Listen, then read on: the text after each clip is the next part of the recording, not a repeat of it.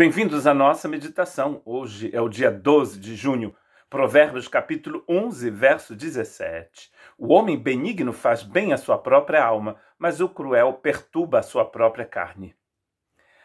Continuamos, então, meditando sobre a graça, sobre a sabedoria e sobre as palavras.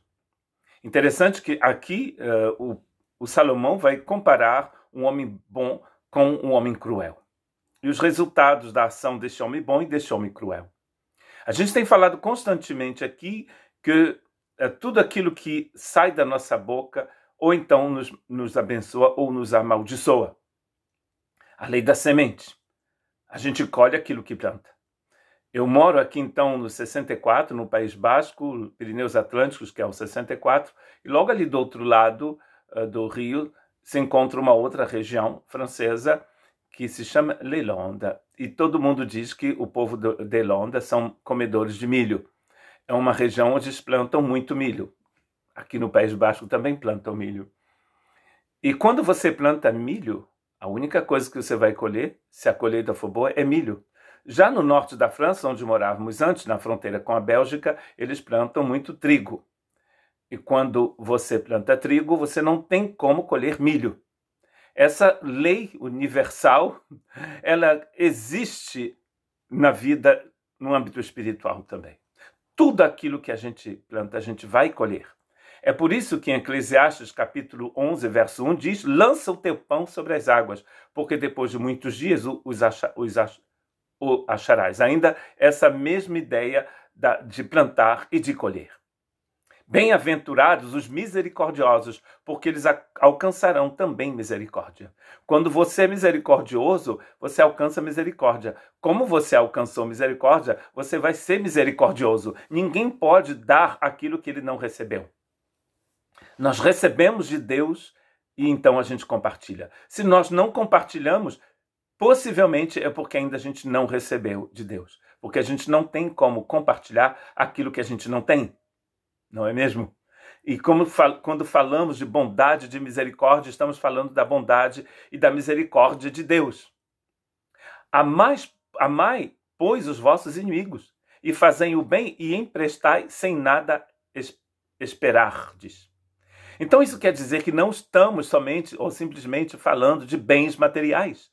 Você dá uma galinha, recebe 2 galinhas. Estamos falando aqui de bênçãos espirituais, porque, na verdade, o fato mesmo de você ter entendido que é importante você compartilhar essa bondade, essa misericórdia, mostra que você foi tocado pelo Espírito Santo.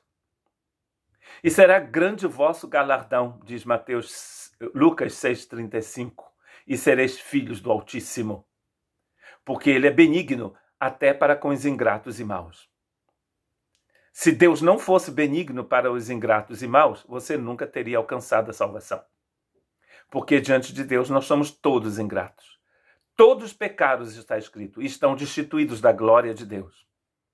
Deus é benigno para conosco e ele nos ensina a sermos benignos para com os outros também. Eu gosto às vezes, de pegar um texto e colocar de trás para frente. Quando a gente coloca esse texto de trás para frente, dá o seguinte: vocês são filhos do Altíssimo. O vosso galardão será grande, porque vocês emprestam sem nada esperar em troca. Vocês fazem o bem mesmo aos vossos inimigos. Não é uma heresia o que eu estou falando, porque se nós temos este comportamento, é porque nós somos filhos de Deus.